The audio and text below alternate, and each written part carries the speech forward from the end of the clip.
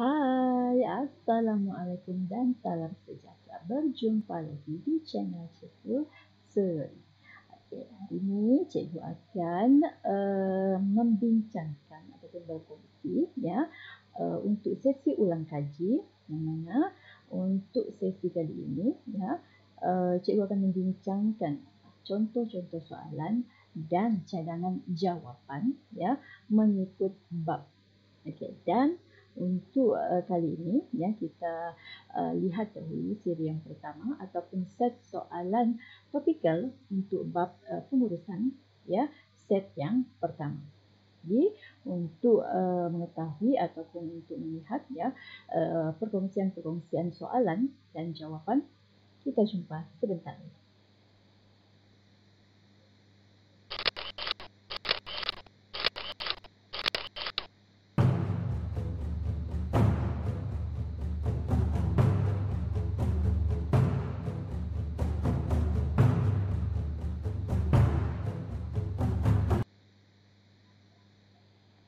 Okey, anak pelajar, sebelum Cikgu mulakannya untuk perkongsian soalan dan cadangan jawapan bagi siri yang pertama untuk topik ataupun bab yang pertama ini, jangan lupa like, share dan subscribe untuk anak-anak pelajar mendapat info berkaitan dengan perkongsian-perkongsian lain selepas ini.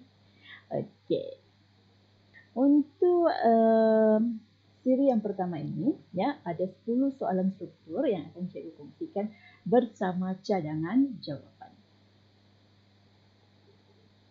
Okey. Kita lihat dahulu antara soalan-soalan untuk siri yang pertama ini. Soalan pertama ini, terangkan maksud pengurusan dan 5 kepentingan pengurusan kepada sesebuah organisasi. Di sini ada 6 markah. Okey, dia mahu kamu terangkan maksud pengurusan, kemudian 5 kepentingan. Jadi maknanya 6 markah ini kamu kena ahlikan. 5 kepentingan ada 5 markah dan 1 markah untuk maksud. Okey, seperti biasa analisis soalan terlebih dahulu. Okey, kata tugas di sini terangkan, maknanya kamu kena bagi maksud pengurusan, terangkan maksud pengurusan itu dan 5 kepentingan pengurusan kepada organisasi. Okey, soalan yang kedua, jika anda dilantik menjadi seorang pengurus, apakah aspek yang perlu diambil kira semasa membuat perancangan? Okey, ini dia bagi kamu situasi kamu dilantik menjadi seorang pengurus. Okey, dan soalannya apakah aspek yang perlu diambil kira semasa membuat perancangan? 4 markah. Soalan ketiga, jelaskan konsep keberkesanan dan kecekapan dalam pengurusan menurut Peter Drucker. 6 markah. Okey. Kalau kamu analisis soalan ini, kata tugasnya adalah jelaskan. Okay, kehendak soalannya konsep keberkesanan dan kecekapan. Okey, jadi maksudnya di sini dia ada 2 bahagian lah. Satu dia tanya tentang keberkesanan dan yang kedua tentang kecekapan. Okey, markah yang diberi adalah 6, jadi kita akan andaikan untuk keberkesanan 3 markah dan untuk kecekapan 3 markah. Okey, dengan kata tugas jelaskan, maknanya kamu kena beri huraian dan contoh. Jadi kalau untuk soalan ini, oleh kerana fakta dia sudah beri keberkesanan dan kecekapan, jadi maknanya perlu ada 2 huraian untuk dapat 2 markah dan 1 contoh untuk dapat 1 markah. Jadi keseluruhannya kamu akan dapat 3 markah untuk setiap bahagian. Okey. Soalan yang keempat, jelaskan peranan pengarah urusan syarikat ilmu bakti pendirian berhad. 6 markah. Ya, sekali lagi dengan kata tugas jelaskan. Apabila kata tugas menjelaskan, maknanya kamu perlu masukkan contoh. Okay. Di sini dia bagi peranan pengarah urusan. Okay. Jadi kamu kena tahu pengarah urusan itu adalah siapa. Baru kamu boleh kaitkan jawapan kamu dengan soalan yang diberi. Jadi maknanya satu faktanya pengarah urusan ini Okey, kemudian bagi huraian dan contoh. Jadi maknanya untuk 6 markah, faktanya 1, huraiannya lebih kurang perlu ada 4 dan contoh 1 lah ataupun kaitan dengan pengarah urusan syarikat ilmu bakti. Okey, kemudian soalan yang kelima, terangkan 5 prinsip pengurusan yang diperkenalkan oleh Max Weber. 5 markah. Okey, kata tugasnya terangkan, dia mahu prinsip pengurusan. Maknanya, satu penerangan kamu akan dapat 1 markah. Jadi 5 prinsip, kamu akan dapat 5 markah. Okey, terusnya, soalan yang keenam adalah, soalan ini kamu hati-hati ya. Dengan bantuan gambar raja, huraikan hierarki keperluan Maslow yang diperkenalkan oleh Abraham Maslow. Okey, apabila soalan bermula dengan bantuan gambar raja, maka jawapan kamu itu hendaklah bermula dengan gambar raja, barulah diikuti dengan huraian. Baru diikuti dengan huraian. Sebab di sini kamu lihat ya soalannya, dengan bantuan gambar raja, huraikan hierarki. Jadi kamu lakar dahulu gambar raja itu, kemudian baru ikuti dengan huraian hierarki keperluan Maslow. 6 markah. Jadi maknanya 1 markah untuk gambar raja, dan Abraham Maslow dia ada hierarki keperluannya ada berapa? Ada 5, maka dia akan dapat 5 markah. Okey, seterusnya, pada pandangan anda, apakah gaya kepimpinan yang sesuai bagi pengurus berdasarkan sifat pekerja mengikut teori X dan teori Y? Okey, teori X dan teori Y itu apa? Sekarang soalan ini dia mahu kamu gaya kepimpinan, ya. Apakah gaya kepimpinan yang sesuai, ya, berdasarkan sifat pekerja mengikut teori X dan teori Y. Jadi kamu kena tahulah teori X itu apa, teori Y itu apa. 4 markah. Jadi untuk soalan ini, dia tanya apakah gaya kepimpinan. Jadi fakta kamu itu haruslah, jawapan kamu itu haruslah tentang gaya kepimpinan, kemudian kaitkan dengan teori X dan teori Y. Seterusnya, mengapakah kemahiran konseptual sangat penting kepada pengurusan atasan sesebuah organisasi perniagaan? Soalan ini 6 markah, ya, tapi hanya memfokuskan kepada kemahiran konseptual sahaja. Jadi kamu kena terangkan tentang kemahiran konseptual, ya, kenapa dia penting kepada pengurusan atasan. Okey. Soalan yang ke-9, terangkan kepentingan kemahiran teknikal kepada pengurus bawahan. Okey, ini pula kepentingan kemahiran teknikal. Terangkan.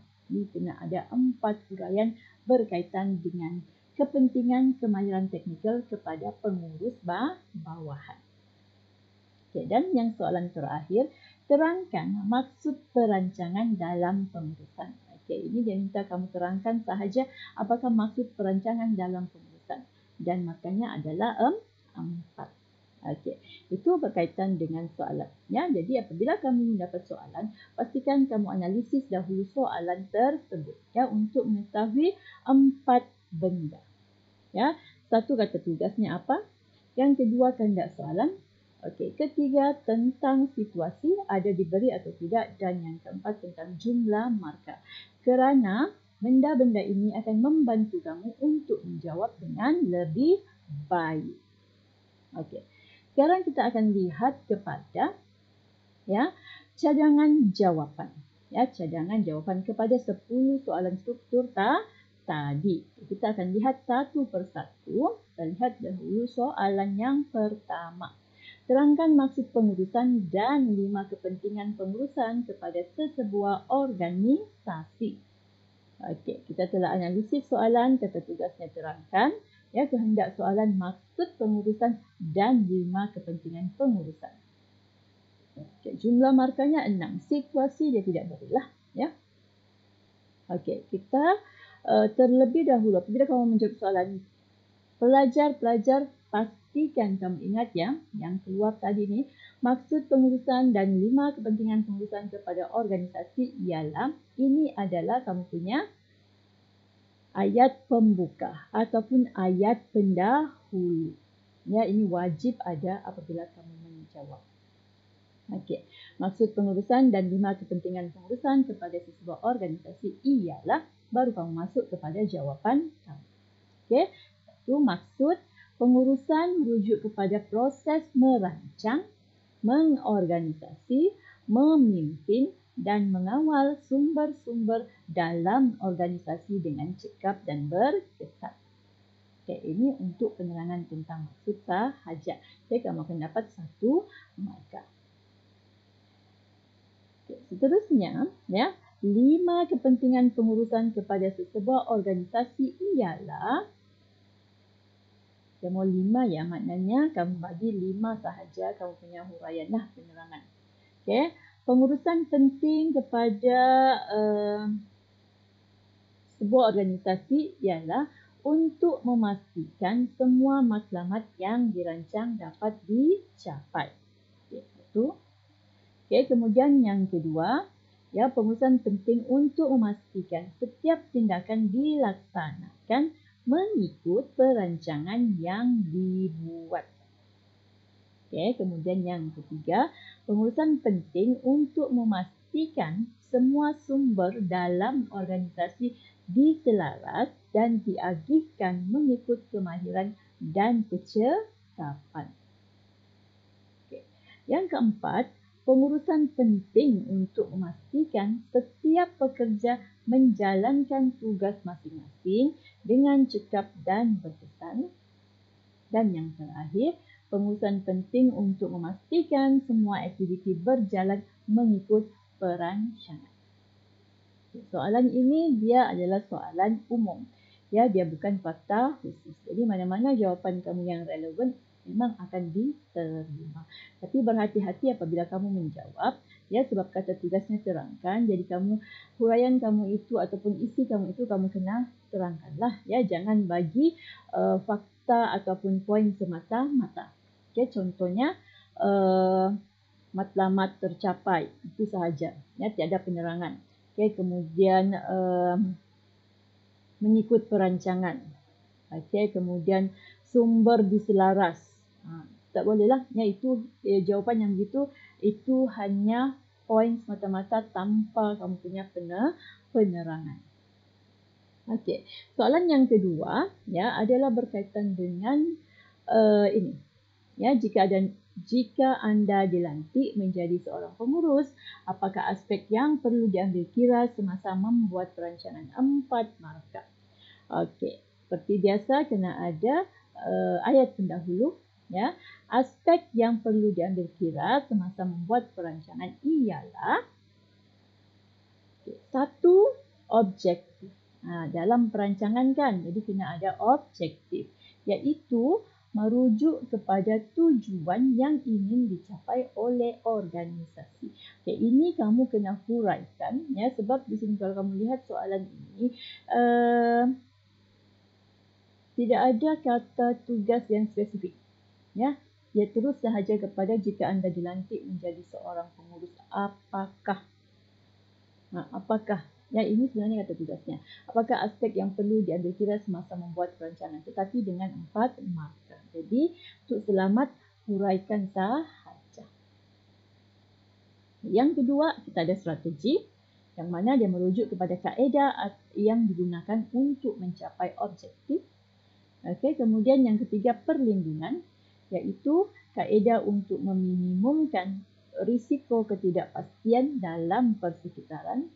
Dan yang keempat, tentang pencapaian matlamat, iaitu merujuk kepada kaedah pemantauan yang dilaksanakan bagi memastikan aktiviti berjalan mengikut perancangan.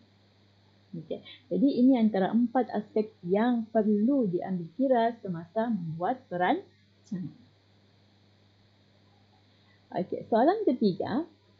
Jelaskan konsep keberkesanan dan kecekapan dalam pengurusan menurut Peter Drucker. 6 markah. Okey, dengan kata tugas jelaskan, jadi wajib masukkan contoh. Okey, asingkan jawapan kamu antara keberkesanan dan kecekapan. Ya, jangan digabung. Ya, biasa cikgu lihat ada pelajar dia gabung dalam satu perenggan yang sama. Okey, dia terus sahaja konsep keberkesanan dan kecekapan ialah merujuk kepada konsep bla bla bla bla. Dia tidak asingkannya. Sedangkan kalau kamu lihat di sini, keberkesanan ini membawa maksud yang lain, kecekapan juga membawa maksud yang lain.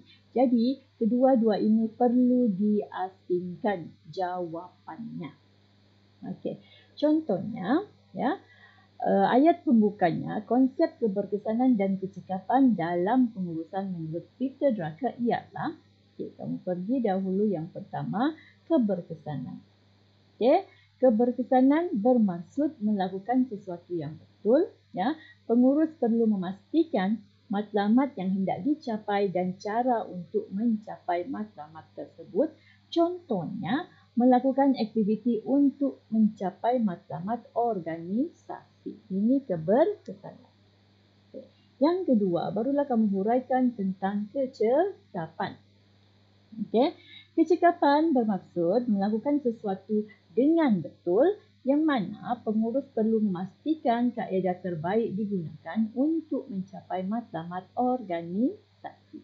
Okay. Contohnya, melaksanakan aktiviti dengan menggunakan kaedah terbaik untuk mencapai matlamat organisasi tanpa melakukan sebarang pembaziran sumber. Okay. Jadi ingat ya, kalau apabila ada dua aspek dalam satu soalan yang sama, pastikan kamu terangkan ataupun huraikan kedua-dua aspek itu secara berbeza. Okey, soalan yang keempat, jelaskan peranan pengarah urusan syarikat ilmu bakti Sendirian Berhad. Okey, untuk menjawab soalan ini, kamu kena tahu dahulu pengarah urusan syarikat ilmu bakti ini di peringkat pengurusan mana? Ya, peringkat pengurusan mana? Atasankah, pertengahankah, bawahankah? Ya, sebab kita ada belajar dalam bab 1 tentang peringkat pengurusan kan. Jadi untuk menjawab soalan ini dengan mudah, pastikan kamu tahu ya pengarah urusan itu jawatannya berada di mana. Atasankah, pertengahan atau bawahan. Apabila kamu tahu sudah kedudukannya, barulah mudah untuk kamu menjawab soalan tersebut. Kalau contohnya pengarah urusan ini berada di peringkat pengurusan bawahan. Okay, kamu sudah mengetahui apakah peranan pengurus di peringkat pengurusan bawahan. Begitu juga sebaliknya. Okey, cadangan jawapan. Peranan pengarah urusan syarikat ilmu bakti Sendirian Berhad ialah markah kan. Okay, satu, kita ada peranan antara perorangan. Okay. Pengarah urusan syarikat ilmu bakti Sendirian Berhad bertindak sebagai ketua, pemimpin dan penghubung dalam organisasi. Okey. Kalau lihat kepada jawapannya, ya, kita ada peranan antara perorangan, peranan bermaklumat dan yang ketiga peranan pembuat keputusan. Okay, ketiga-tiga peranan ini adalah fakta khusus kepada peranan pengurus. Okay, peranan pengurus. Jadi apabila di sini ya, dia minta jelaskan peranan pengarah urusan syarikat. Maknanya pengarah urusan syarikat ilmu bakti ini adalah pengurus syarikat lah ya. Soalan ini mahu apakah peranannya sebagai seorang pengurus dalam organisasi. Jadi dia ada 3 peranan yang utama.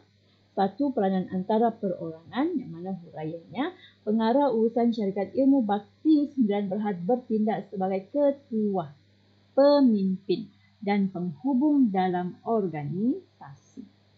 Okay, yang kedua, peranan bermaklumat. Ya, pengarah urusan syarikat bertindak sebagai pemantau, penyampai dan jurucakap untuk syarikat ilmu bakti. Dan yang ketiga, peranan pembuat keputusan. Ya, pengarah urusan bertindak sebagai penyelesai masalah, pengagi sumber dan perunding untuk syarikat ilmu bakti Sendirian Berhad. Okey, jadi ingat ya, peranan pengurus. Ya, jadi soalan ini merujuk kepada peranan seorang pengurus dalam sebuah organisasi. Apabila ditanya tentang peranan seorang pengurus, ingat 3 peranan yang utama. Ya, peranan antara perorangan, peranan bermaklumat dan peranan sebagai pembuat keputusan. Ini 3 yang utama. Dalam 3 ini dia ada pecahan-pecahannya lain. Soalan yang seterusnya, soalan kelima, terangkan 5 prinsip pengurusan oleh Max Weber. Untuk soalan ini, anak-anak pelajar kena tahulah, ya, Max Weber itu siapa? Dalam pendekatan mana? Dalam teori mana? Apa yang dia perkenalkan? Apa prinsip yang dia bawa? Ya, sebab kalau kamu tidak tahu apa prinsipnya, siapa itu Max Weber, memang kamu tidak boleh jawab, ya, untuk soalan yang kelima ini. Okey, cadangan jawapan. 5 prinsip pengurusan yang diperkenalkan oleh Max Weber ialah 1. Pembahagian tugas kepada tenaga buruh mengikut kemahiran dan kecekapan. Yang kedua, dia ada hierarki autoriti yang ditunjukkan dengan jelas. Kemudian yang ketiga, pengurus mewujudkan sistem prosedur yang sistematik seperti peraturan yang jelas untuk mengawal pekerja. Kemudian, carta organisasi menunjukkan dengan jelas kepada pekerja siapakah ketua mereka. Seterusnya, hubungan antara individu adalah bersifat profesional dan tidak bersifat peribadi. Okey, ini adalah 5 prinsip pengurusan yang diperkenalkan oleh Max Weber. Okey, soalan ke-6. Soalan ke-6 ni nampak pula jawapannya, ya. Dengan bantuan gambar raja, huraikan hierarki keperluan Maslow yang diperkenalkan oleh Abraham Maslow. Okey, soalan ini bermula dengan bantuan gambar raja. Jadi kamu wajib lukis dahulu gambar raja seperti ini. Okey, barulah kamu huraikan apakah itu hierarki keperluan Maslow. Okey, seperti biasa kena juga ada ayat pendahulu.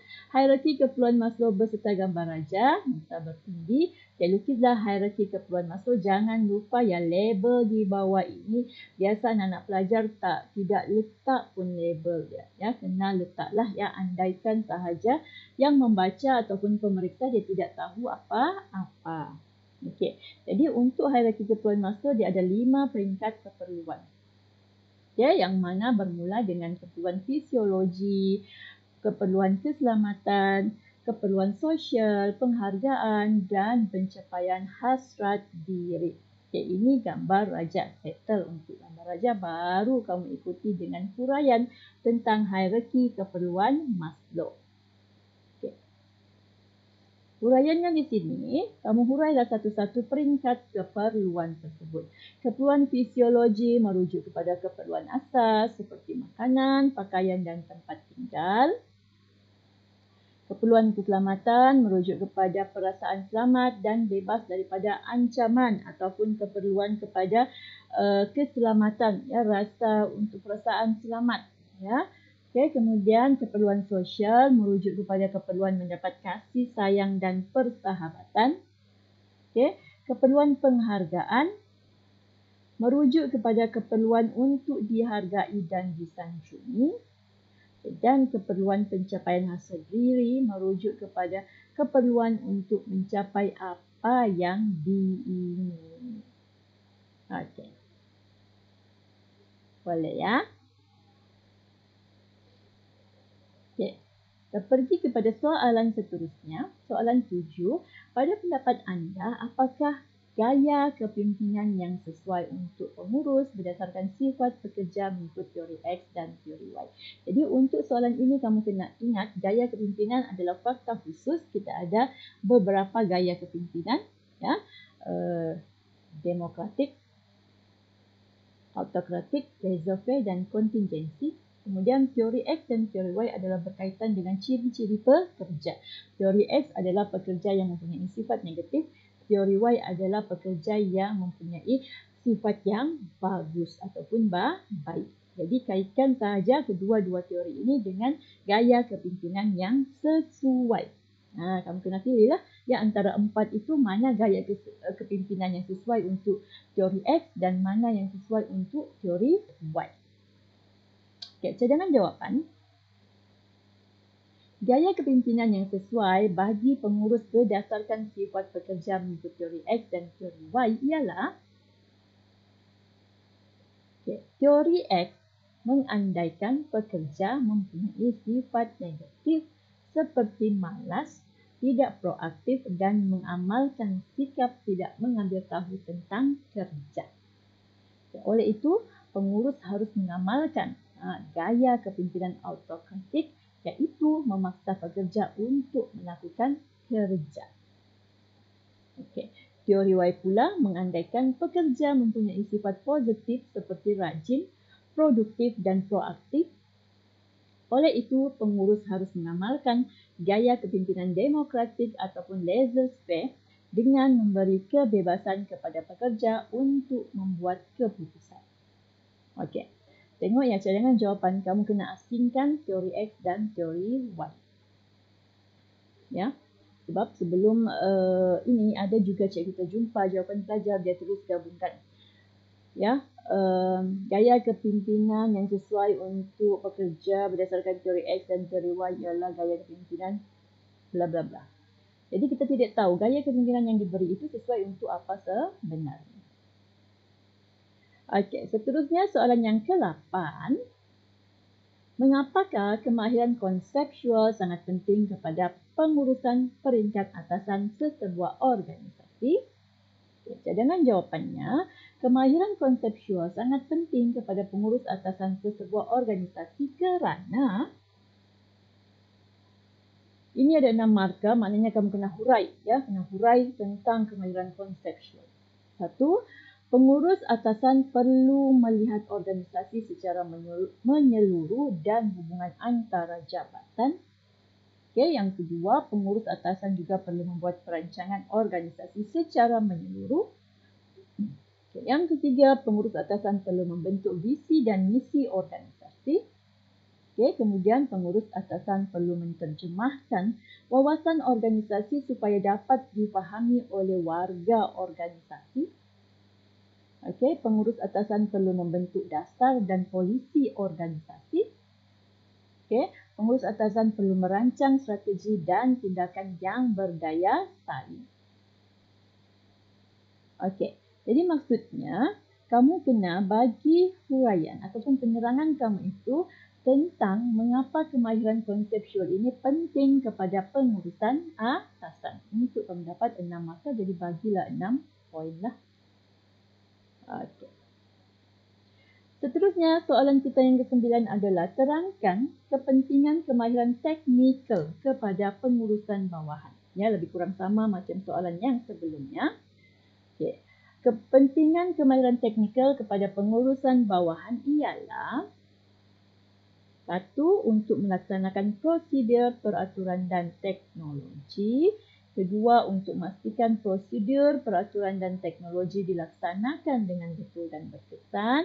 Yang ketiga, untuk memberi tunjuk ajar kepada pekerja yang kurang mahir ataupun baharu.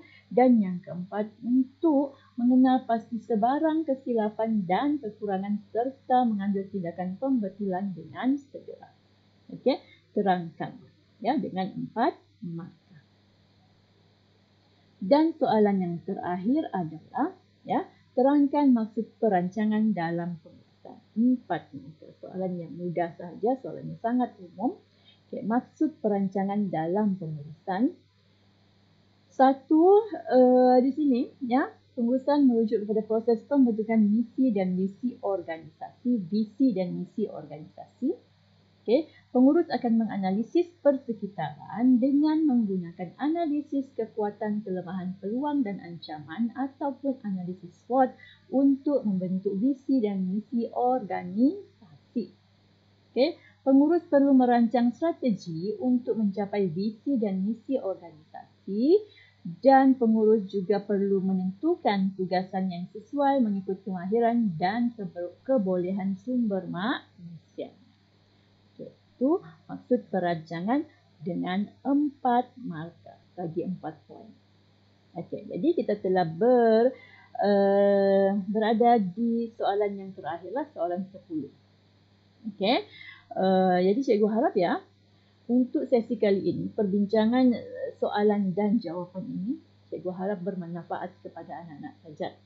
Okey, untuk memudahkan anak-anak pelajar mengulang kaji, ya, mengikut bab dan membolehkan anak-anak pelajar menganalisis soalan serta kekerapan soalan, ya, ditanya berdasarkan topik-topik ataupun anak-anak topik yang ada dalam bab 1.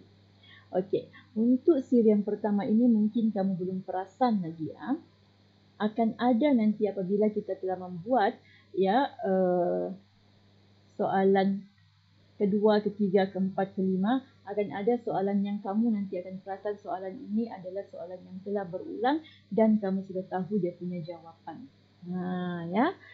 Sebab itu perlu